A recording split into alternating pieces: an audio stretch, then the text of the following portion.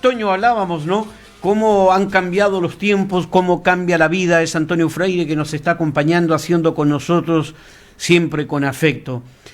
Solamente un recuerdo, porque tú dijiste estuve con la Universidad de Chile, la época brillante del básquetbol, con Eugenio Luzcando a la cabeza, qué gran jugador, Eugenio Luzcando.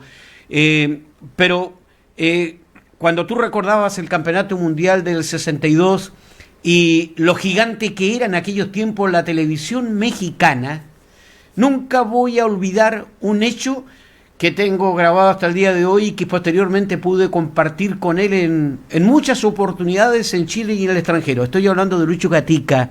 Mira, de Lucho Gatica.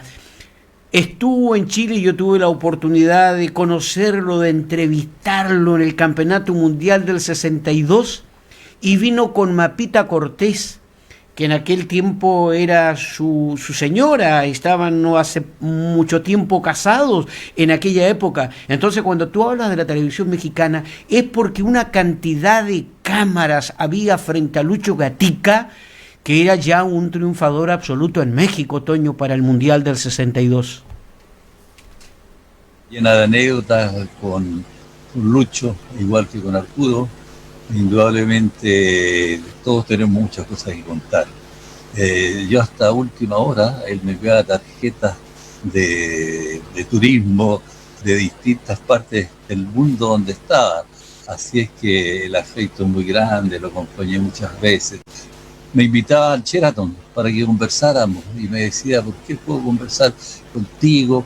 Y claro, siempre los periodistas mayores me buscan y los jóvenes ni se acercan. Tengo yo que reclamar por esa circunstancia.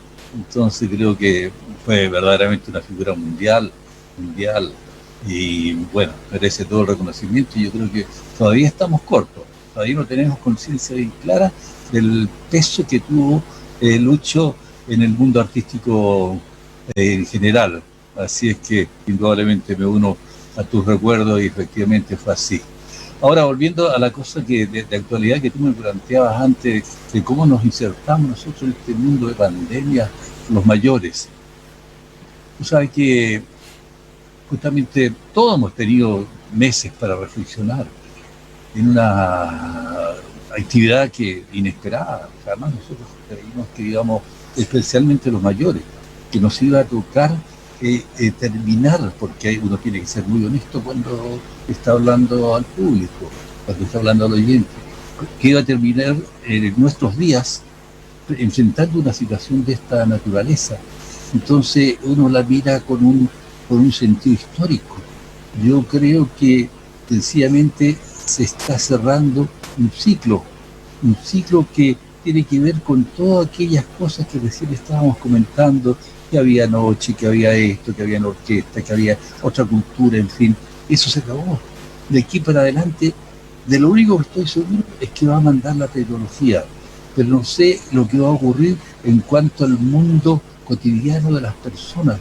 Hay un cambio total, esto de andar con la mascarilla, esto de apenas verse los ojos, te invita a ti a reflexionar por tantas culturas como por ejemplo la islámica, ¿cierto? Donde las mujeres indudablemente apenas se cubren, dejan afuera los ojos.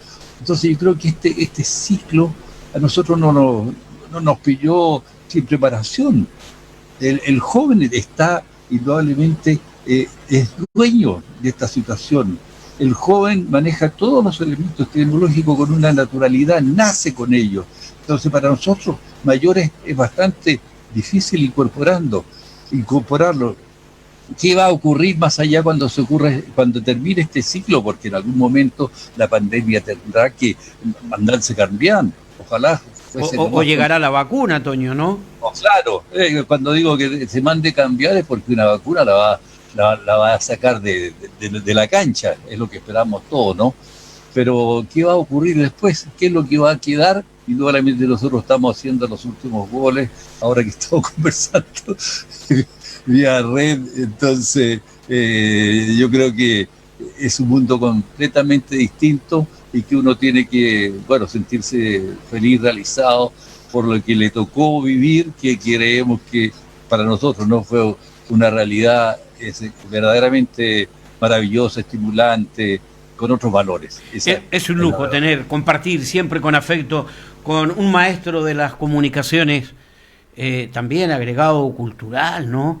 Recuerdo en Lima, en Perú, un hombre que sufrió también los rigores del exilio en la época de la dictadura. Vale decir, la vida nos ha puesto en jaque y a prueba en tantísimas oportunidades, Toño, por el mundo entero. Y cuando hagamos un balance de lo que ha sido esta pandemia, vamos a echar de menos. Cuando pasemos asistencia a los amigos, hay muchos que no van a responder porque se han ido. Solamente 2 amigos tuyos, ¿no?, que estuvieron muy cerca tuyo en un momento determinado de la vida. Uno por siempre, Juanito Ostovich, por siempre. Y otro recuerdo, Café Campeón, quien era el mozo, el garzón de aquellos tiempos, cuando recién asomaba, iniciando su carrera, la televisión penetra, Pepe Tapia, entre otros tantos que nos han dejado. Sí, verdaderamente es triste lo ocurrido y uno no estaba preparado. Esa es la verdad, no estaba preparado para despedirse de amigos con los cuales pasó parte importante de la vida. Y tú también preguntabas antes cómo llenamos el tiempo, ¿cierto? ¿Qué hacemos nosotros, los ya mayores de alto riesgo? Ayer fue nuestro día, ayer fue el día de el adulto mayor, así que nos abrazamos todos ayer, 1 de octubre. Fíjate, tú sabes mi afición por escribir, recién la mencionaste, y yo debo contarte que, por cierto, cómo pasaba estos días escribiendo, y una de las cosas que ya está en el aire justo antes de que cuando empezaba esto, como hasta abril, mayo, terminé un libro que tiene que ver con un gran personaje de nuestra historia, que se llama Ramón Freire, desde su mausoleo, comillas, yo acuso. Es un libro, es una novela histórica. Normalmente yo he escrito novelas policiales, libros técnicos, también algunos libros que son ensayos, pero no había entrado en esto de la novela histórica. Y especialmente me encariñé con el personaje Ramón Freire, porque siempre ha sido denostado, ha sido enlodado, ha sido maltratado. ¿Ahí están tus raíces con Ramón Freire? ¿Eso te llamó la atención? Sí, no puedo negar que hay mucho de eso, porque incluso buscando las raíces, hace 5 años, con mi señora llegamos hasta la misma Galicia. Alguien nos dijo que allá había un par de pueblos que se llamaban Freire, y nos costó dar con uno de ellos pequeñito, pero ahí empezó la investigación. Acá llegaron 2 familias Freire, una la que tiene que ver con don Ramón y otra que tiene que ver con Tessilla, con los Ríos Secos, pero las dos familias descendían de capitanes que venían acá indudablemente arrancando allá de las malas condiciones. Acuerda que en Europa estamos hablando del siglo XVIII, ¿no? Había pestes, había guerra, en fin, venían acá. Y bueno, de una de esas familias desciende Ramón Freire. No te puedo asegurar si uno está entroncado directamente. Él era de Concepción, mis padres, mis abuelos, mejor dicho, eran de Concepción. En fin, pero lo que me motivó fue tratar de rescatar, de poner en su lugar a Ramón Freire, un personaje que los historiadores jóvenes, como Baradí, como Sepúlveda, como Ortega, se han propuesto ponerlo arriba, de rescatarlo, pero el que más ha insistido en esto y lo ha subrayado entrañablemente es el premio Nobel, el Premio Nacional de Literatura Salazar. Él ha dedicado gran parte de sus últimos años a escribir acerca de Ramón Freire, y él dice que Ramón Freire era más que O'Higgins, su gran, hay que pensar que Ramón Freire tenía 10 años menos que O'Higgins, ¿eh? Entonces lo admiró mucho, y después se dio cuenta que políticamente no coincidían y que por lo tanto tenía que alejarse de su maestro. Y ahí empiezan las diferencias, porque él además era liberal en esa época, estoy hablando de la década 1820 a 1830. Él en 1823 reemplaza a O'Higgins como director supremo. Después en 1825 es nombrado presidente de la República, primer presidente de Chile. El año 26 él se va a Chiloé y expulsa definitivamente a los españoles de Chile, que todavía estaban aquí enquistados en el sur. ¿Y a qué atribuyes, perdón Toño, pero a qué atribuyes tú, digamos, en alguna medida? Mira, me estás hablando de 1800, ¿no? 1820, sí. 1830. Ya en aquella oportunidad entonces podríamos aplicar lo que tantas veces hemos dicho acá, el pago de Chile. ¿Por qué tanta ingratitud? Mira, aquí hay indudablemente razones de carácter social y político. Por ejemplo, O'Higgins era un hijo de un virrey, ¿cierto? Eso lo dice todo. Entonces, educado en Europa, en España, Inglaterra, termina su día viviendo en Perú. Montalbán, en la hacienda de Montalbán. Educado en Perú en los mejores colegios, donde había los ricos. Por eso él era amigo de Unanue, de los otros presidentes, porque era compañero de estudio. Mientras que Freire era todo lo contrario. Era un hombre de clase media, de padre de clase media, comerciante, que además, por desgracia, estando en Perú, sintió la muerte de su padre. Su padre se dedicaba al cabotaje, al comercio marítimo, y él indudablemente llegó allá siendo muy pequeño, perdió a su padre y perdió a su hermano. Entonces él quedó huérfano y con su madre se vino acá a Chile. Y acá hizo carrera, pero con gran esfuerzo, entrando a estudio, en fin, ganándose un lugar por su valentía, por su coraje, a un nivel tal que le llamaban el Cid campeador chileno. Según Salazar y otros historiadores, él nunca perdió una batalla, y él se encargó de salvarle la vida, por ejemplo, a O'Higgins en el desastre de Rancagua.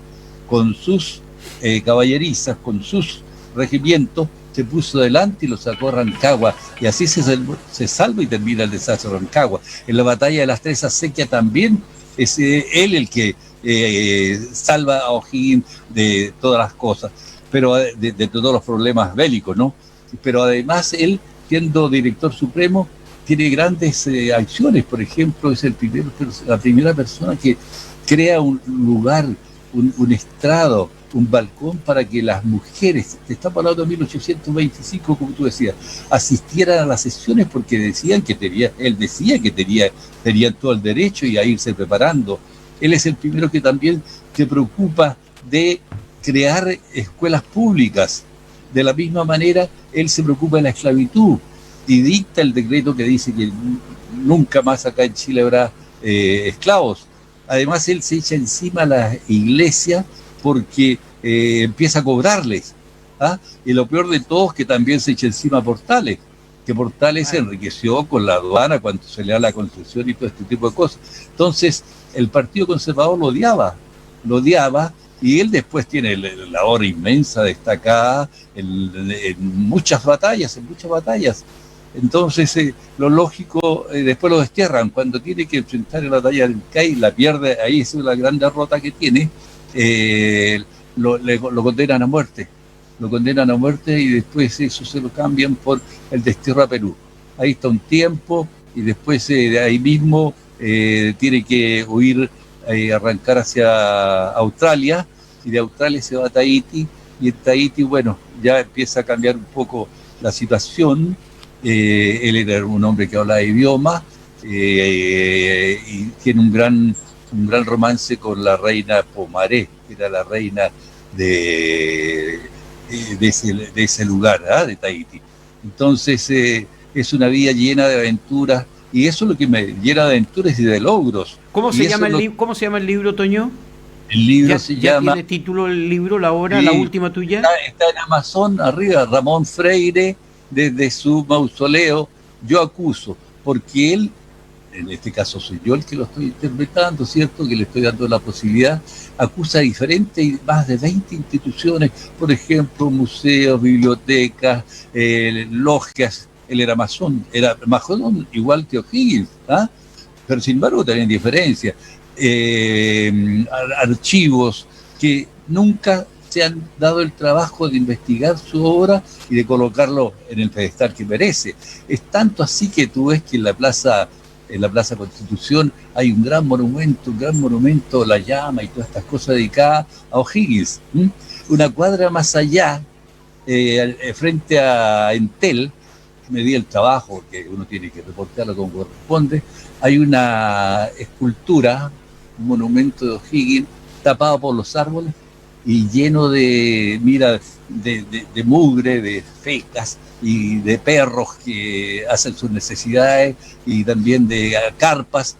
Y esa es la diferencia. Fíjate, la diferencia entre 2 presidentes y 2 directores supremos de Chile está a una cuadra. A 125 metros tú puedes comprobar cómo la derecha, el Partido Conservador, en fin, se han dedicado a ensalzar y siempre defender, ¿cierto?, la imagen de O'Higgins, y al segundo, que es de la misma altura, de los mismos logros, sencillamente lo tienen ahí, pero en medio de un basural. Horrible, pero así es la realidad de nuestro querido país. La última obra, ha escrito mucho. ¿Cuántos libros, Toño? 22. 22 libros. 22 sí. Libros el Toño Freire.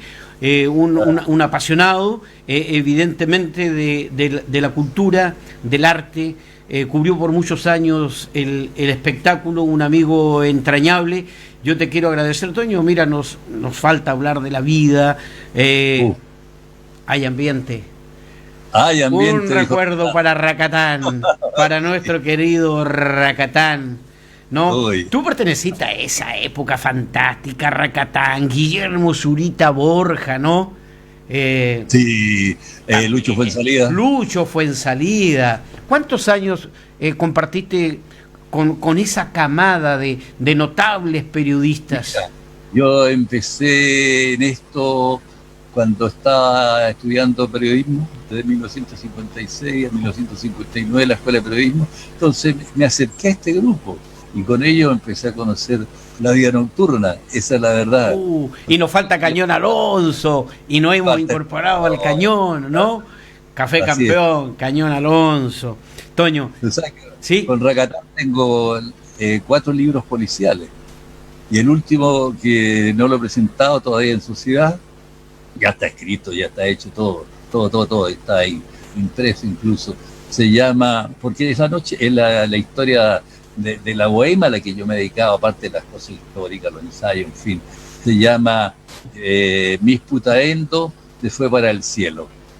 ¿Tú no te acuerdas que en los años 60 se hacía un campeonato de vedette durante el invierno en el Teatro Picaresco? Entonces, la característica era que, bueno, era muy diablo el dueño del teatro, era el teatro popular que se ponía el Bim Bam Boom, el Bim Bam Boom era lo elegante, Daniel Vilche estaba al otro lado. Estaba en Recoleta, ¿no? Por Recoleta. Con los académicos, y ahí elegían a la reina de la noche en el invierno. Entonces el dueño les colocaba nombre, Mis Putaendo, Mía Culeo, lo que significaba que la galería bramara y comprara todos los votos necesarios y escogieron una reina y venían candidatas de todas partes. Entonces, ahí hice una novela policial con Racatán investigando el crimen. Racatán escribió, ¿no? Entre otros medios, donde fue muy popular, ¿no? En la revista Bea de aquellos años.